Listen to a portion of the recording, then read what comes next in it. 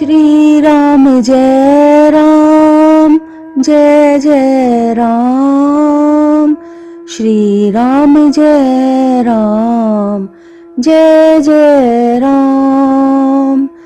श्री राम जय राम जय जय राम। श्री राम जय राम जय जय राम। श्री राम जय राम जय जय राम। श्री राम जय राम जय जय राम। श्री राम जय जय राम। माँ कैकेयी ने महाराज दशरथ से अपने दूसरे वचन में भगवान राम के लिए 14 वर्ष का वनवास मांगा था। फिर सीता जी प्रभु के साथ क्यों गई? क्यों भगवान ने सहस्र स्वीकृति सीता जी को अपने साथ चलने की दे दी? तो इसके दो विशेष कारण जान पड़ते हैं। एक तो सीता जी को अपने गलत कर्म का फल भोगना था और दूसरा भगवान को अपने भक्त को दर्शन देने थे और ये प्रमाणित करना था जैसे भक्त भगवान को नचाना चाहता है वैसे ही परमात्मा नाचते हैं। बात यदि प्रेम की जाए तो महाराज दशरथ के भी प्राण राम जी में बसते हैं, माँ सीता के भी प्राण राम जी में बसते हैं और लक्ष्मण जी के प्राण भी राम जी में ही बसते हैं। केवल सीता को ही नहीं, महाराज दशरथ को भी अपने कर्म का फल भोगना था। पहले महाराज दशरथ को कौन सा कर्म फल भोगना था? श्रवण कुमार के पिता के श्राप को सत्य साबित करना था। महाराज दशरथ ने शब्द भेदी बाण चलाया, ये सोचकर कि नदी में कोई जानवर जल पी रहा है और वो बाण लगा श्रवण कुमार को जाकर। जब चीखने पुकारने की आवाज आई, महाराज दशरथ ने समीप जाकर देखा तो बड़ा ही दुख हुआ, लेकिन अब क्या कर सकते थे? मुंह से निकला शब्द और धनुष से निकला बाण वापस नहीं आता। जैसे ही श्रवण कुमार के माता पिता को पता चला तो उन्होंने विरह में तड़प तड़प कर, अपने पुत्र के वियोग में तड़प कर अपने प्राणों का अंत कर दिया और मरने से पहले महाराज दशरथ को श्राप दिया, जिस प्रकार हम अपने पुत्र प्रेम में तड़प रहे हैं, तुम भी इसी प्रकार अपने पुत्र के वियोग में तड़प तड़प कर मरोगे। इसी कर्म फल का भोग भोगना था महाराज दशरथ को। जबकि महाराज दशरथ ने कैकेयी को बिल्कुल स्पष्ट शब्दों में कह दिया था, रानी, राम मेरे प्राण हैं, राम को मुझसे अलग मत करो। यदि तुम राम को मुझसे अलग करोगी तो मेरे प्राण नहीं बचेंगे। रानी द्वारा मांगे गए वचन के कारण दशरथ महाराज इतने शोकाकुल हो गए, इतने दुखी हो गए कि वो अपने बोलने का सामर्थ्य भी खो बैठे। स्वयं उठकर बैठने का, अपने पैरों पर चलने का सामर्थ्य भी खो बैठे। यदि वो बोलने की ताकत रखते तो अवश्य ही भगवान को कुछ ना कुछ जरूर कहते और परिणाम बदल जाते। लेकिन क्योंकि श्रवण कुमार के पिता का श्राप सत्य होना था, इस कारण परिस्थितियां ऐसी बन गई कि महाराज का अथाह प्रेम राम के प्रति होते हुए भी वो केवल इशारों से ही सब कुछ कहते रहे, मुख से बोल ना सके। महाराज दशरथ की दशा अति दयनीय थी, लेकिन फिर भी राम जी ने महाराज दशरथ के प्रति कुछ नहीं किया, क्योंकि कर्मों का फल भोगने से परमात्मा भी रोक नहीं सकते। और अंततः वैसा ही हुआ। प्रभु वन को गए, और महाराज दशरथ ने प्रभु के प्रेम में तड़प तड़प कर दुखी होकर अपने प्राणों का अंत कर दिया। माँ जानकी की बात यदि करें तो वन में जाने से पहले उन्होंने भी अपना यही पक्ष रखा कि प्रभु आप में मेरे प्राण बसते हैं। बिना प्राणों के जैसे देह की स्थिति है, बिना जल के जैसे नदी का अस्तित्व है, तैसी ये नाथ पुरुष बिनु नारी। वैसे ही प्रभु पुरुष के बिना पति के बगैर पत्नी है और आपके बगैर मैं जीवित नहीं रह सकती। प्रभु ने सहर्ष स्वीकृति दी। कुछ वार्ता होने के बाद, क्योंकि महाराज दशरथ को अपने कर्मों का फल भोगना था अवध के महल में रहकर, और जानकी जी को अपने कर्म का फल भोगना था महलों से बाहर श्री राम जी के साथ जाकर। दूसरा कारण जैसा हमने बताया, प्रभु को अपने भक्तों को दर्शन देने थे। वो कौन सा कर्म फल है जो सीता जी को भुगतना था प्रभु के साथ जाकर। अपने इसी जीवन में बाल्यकाल की अवस्था में सीता जी एक उद्यान में खेल रही थी। जब वो सखियों के साथ खेल रही थी तो वहीं समीप पर्वत चोटी पर एक शूक पक्षी का जोड़ा आपस में बातें कर रहा था राम और सीता जी के विषय में। सीता जी के कानों में उस शूक के शब्द जैसे ही पड़े तो उन्होंने अपनी सखियों से कहा, सखियों जाओ और उस शूक पक्षी के जोड़े को पकड़कर ले आओ। सखियों ने वैसा ही किया और तब सीता जी ने उन्हें पिंजरे में बंद कर दिया। और पिंजरे में बंद करने के बाद पूछा, सीता कौन है, राम कौन है, तुम उनके बारे में कैसे जानते हो, कहां से आए हो और किस प्रकार तुम राम सीता के बारे में जानते हो। तब उस शूक पक्षी का जोड़ा बोला कि अयोध्या के बड़े ही सुंदर मर्यादा पुरुषोत्तम कहलाई जाने वाले राजा राम लगभग 11,000 वर्ष तक पूरे संसार में राज्य करेंगे। उनकी भार्या सीता जी वो भी अति सुंदर और जगत में विख्यात होंगी। वो बड़ी ही पतिव्रता होंगी। और ये बात हम कैसे जानते हैं? सीता जी ने पूछा, ये बात आप कैसे जानते हो, किसने बताया? तब वो शूक पक्षी का जोड़ा बोला कि हम वाल्मीकि नाम के विख्यात ऋषि के आश्रम में रहते हैं। उन्होंने सीता राम के विषय में एक बड़ा ही ग्रंथ लिखा है और उसका अध्ययन वो नित्य रोज अपने शिष्यों को करवाते हैं। जब हम वहाँ रहते हैं तो हम भी उनका चरित्र, उनकी महिमा, उनका गुणगान सुनते हैं और हमें बड़ा ही आनंद मिलता है। आगे सीता जी ने पूछा, आगे बताओ, सीता और राम जी के विषय में बड़े ही विख्यात होंगे, 11,000 वर्ष तक राज्य करेंगे, लेकिन सीता उनको मिलेगी कब, कैसे मिलेगी, कैसे उनका विवाह होगा? जैसे ही इस प्रकार की जिज्ञासा सीता जी ने उनके सामने रखी तो वो शूक और शूकी समझ गए कि यही सीता है। तब उन्होंने कहा कि ऋषि श्रृंग द्वारा पुत्र कामेष्टि यज्ञ किया जाएगा महाराज दशरथ के यहाँ। तब स्वयं श्री नारायण अपने अंशों सहित 4 भाइयों के रूप में अवतार लेंगे। फिर वो लक्ष्मण सहित गुरु विश्वामित्र के साथ जनकपुर आएंगे और शिव धनुष का खंडन करके सीता जी का वरण करेंगे और उनका विवाह हो जाएगा। इस जानकारी के बाद सीता जी बड़ी ही प्रसन्न हुई और उन्होंने कहा, जब तक सीता का वरण नहीं हो जाता तब तक तुम यहीं रहो मेरे पास। यह सुनकर शूक ने कहा, सीता मेरी पत्नी गर्भिणी है, ये अपने स्थान पर ही जाके अपनी संतान को जन्म दे, फिर हम दोनों तुम्हारे पास वापस आ जाएंगे।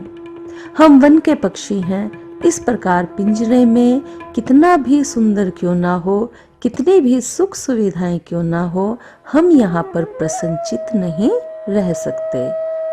तब सीता जी ने कहा कि नर पक्षी को कि मैं तुम्हें मुक्त करती हूँ, तुम जाओ, लेकिन ये मेरा बड़ा ही प्रिय करने वाली है, मेरा बड़ा ही हित करने वाली है। जब तक श्री राम मुझे ब्याने नहीं आते तब तक मैं इसे अपने पास ही रखूंगी। यह सुनकर शूकी को बड़ा ही दुख हुआ, वो बड़ी ही व्याकुल हो गई। तब उसने सीता जी को कहा कि हे सीता, तुम मुझे छोड़ दो, मेरे साथ इतना अन्याय मत करो। लेकिन किसी प्रकार से भी जब सीता नहीं मानी तो शूकी ने दुखी मन से तड़प तड़प कर ये श्राप सीता जी को दिया कि जिस प्रकार तुम मुझे अपने पति से अलग कर रही हो, मुझे इनके साथ रिहा नहीं कर रही, उसी प्रकार मैं तुम्हें श्राप देती हूँ, तुम्हें भी अपने पति से वियोग सहना पड़ेगा।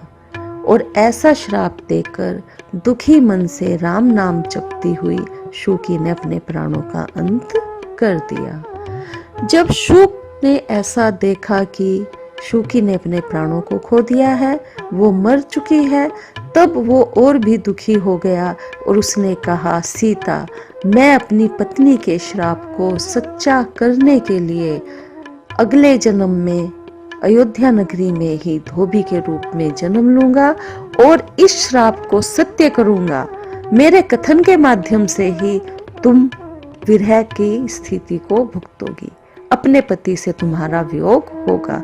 और इतना कहकर नरशूक ने भी अपने प्राणों का अंत कर दिया। यही श्राप था। इस श्राप को भोगने के लिए ही माता सीता प्रभु के साथ वन में गई। यदि माता जानकी प्रभु के साथ ना जाती तो उनका अपहरण भी ना होता, और यदि अपहरण ना होता तो उन्हें अग्नि परीक्षा भी ना देनी पड़ती, और उसके पश्चात भी अयोध्या में जो तोता अगले जन्म में धोबी बनकर आया था वो कलंक ना देता, और यदि कलंक ना देता तो माता जानकी को वियोग सहना ही नहीं पड़ता और अपनी संतानों को भी प्रभु से अलग वन में जन्म देना ना पड़ता। ये सारी परिणाम माँ सीता को भोगने थे, इसलिए परिस्थितियां वैसी ही बनती गई। फल भोगना ही पड़ता है, दुष्कर्म हो या सत्कर्म हो, चाहे देवी हो चाहे देवता हो, अपने जैसे कर्म करोगे वैसा ही फल पाओगे। माँ सीता को अपने कर्मों का फल भोगने के लिए परिस्थितियां बन जाने की आवश्यकता बननी। यदि वो महलों में ही रह जाती तो ये सब प्रक्रिया कैसे घटती। यदि महाराज का परिणाम कुछ और होता कि उनकी ऐसी अवस्था को देखकर, दयनीय दशा को देखकर उनके कुछ और इंतजाम किए जाते, भगवान कुछ दिन और रहते जब तक वो स्वस्थ ना होते, या कुछ ऐसा प्रबंध किया जाता कि जब तक महाराज स्वस्थ ना हो जाए प्रभु के साथ रहें, तो उनको अपने कर्म फल का फल कैसे भोगने को मिलता। दोनों को फल एक ही भोगना था, श्राप को सच्चा करना था। दोनों का प्रेम भी राम जी के प्रति उतना ही गहरा था, लेकिन परिस्थितियां भिन्न भिन्न होती चली गई क्योंकि दोनों को अलग तरीके से प्रभु से वियोग सहना था। अब बात यदि भक्तों के मिलने की करें कि भक्त के नचाए भगवान नाचते हैं, तो वो केवट जो गंगा किनारे पर बैठा था, प्रभु की प्रतीक्षा कर रहा था, यदि भगवान को केवट को दर्शन ना देने होते, उसके कहे अनुसार अपने पद पखारने की आज्ञा ना देनी होती, तो सीता जी साथ ना आती। यदि सीता जी साथ आई तभी ये संभव हो सका। भगवान यदि अकेले आते तो, क्योंकि वो चक्रवर्ती सम्राट के पुत्र थे और चक्रवर्ती सम्राट के पुत्र होने के कारण तमाम युद्ध कौशल संतान को सिखाए जाते हैं, और तैरना तो फिर एक छोटी मोटी सी बात है, क्रिया है। यदि प्रभु अकेले आते तो गंगा नदी को तैरकर पार कर जाते, केवट बैठे बैठे वहीं पे प्रतीक्षा करते रहते। लक्ष्मण जी भी साथ थे, यदि सीता जी न साथ होती तो भी दोनों भाई तैरकर नदी को पार कर लेते, केवट तक पहुंचने की नौबत ही न आती।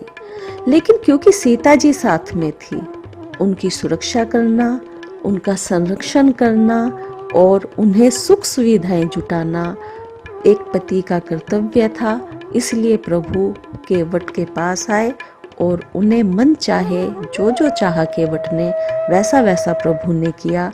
यदि सीता जी साथ ना होती तो ऐसा बिल्कुल भी नहीं होता, फिर परिणाम कुछ और ही होते।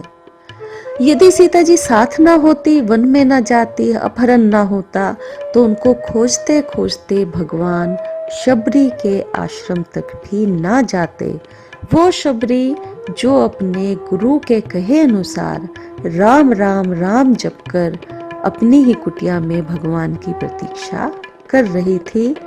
और अंततः प्रभु ने माँ सीता को खोजते खोजते वहां पहुंचे और शबरी माँ को दर्शन दिए। सो केवल भक्तन हित लागी, परम कृपालु प्रणत अनुरागी। भगवान ने ये जो तमाम प्रक्रिया घटी कि सीता जी साथ आई, तो दोनों को सिद्ध किया। सीता जी के कर्मों का फल वनवास में आकर, अपहरण होकर, कलंक के माध्यम से ही शुक शुकी का वो श्राप फलीभूत होना था। और केवट और शबरी जैसे भक्तों को दर्शन उन्हीं के स्थान पर जाकर भगवान को देने थे। बात यदि लक्ष्मण की करें तो प्रश्न आता है कि लक्ष्मण जी क्यों साथ गए। ना उनका कोई कुकर्म था, ना ही उनको कोई श्राप था। उनका केवल भगवान से एक संबंध जो था वो सेवक का था। बचपन से किशोरावस्था और किशोरावस्था से अब तक की स्थिति तक, अब तक की आयु तक उन्होंने प्रभु की सेवा की। वो भगवान की परछाई बनकर ही रहे।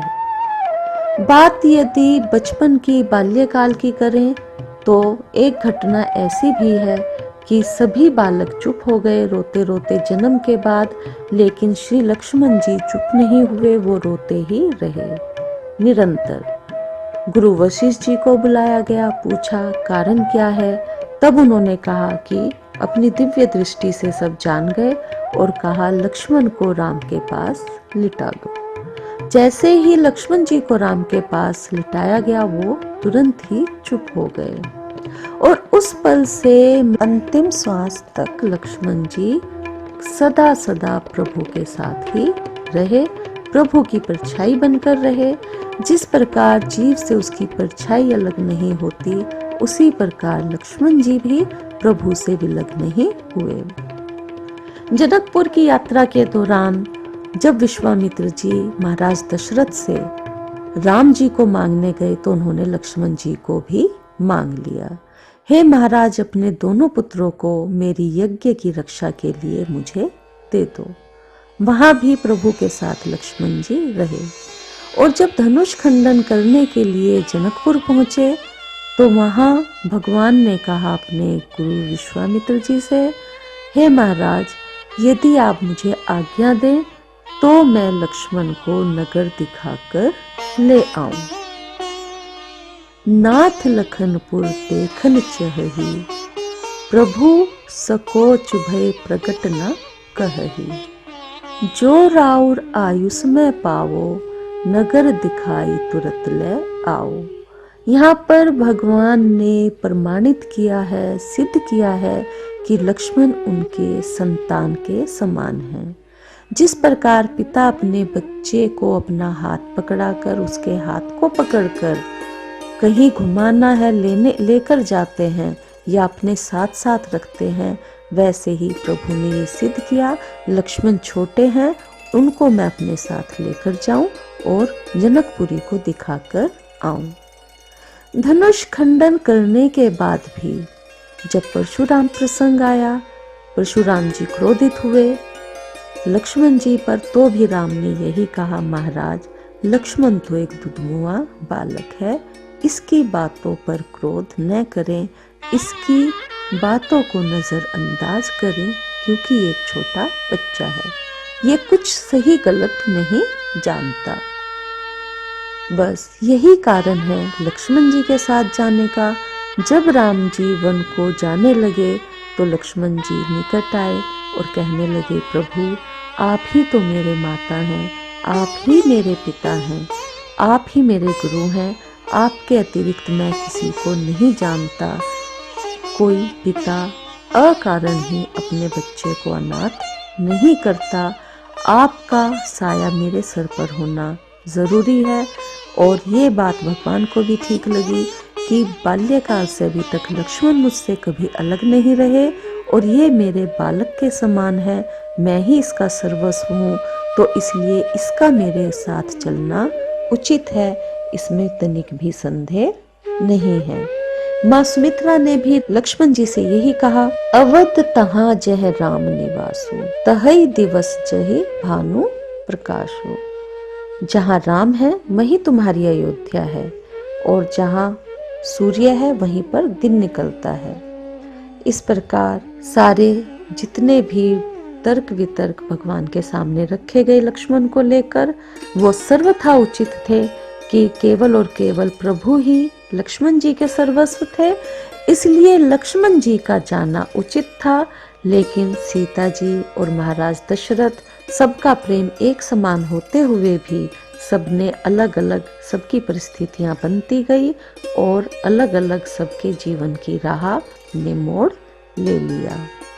इसी कारण से प्रभु ने सहस्र माँ सीता को स्वीकृति दी अपने साथ वन में जाने की। तो निष्कर्ष निकलता है, चाहे कारण कुछ भी बने, परिस्थितियां इंसान को वहीं लेकर जाती हैं जहां पर उनके कर्म उनको पहुंचाते हैं।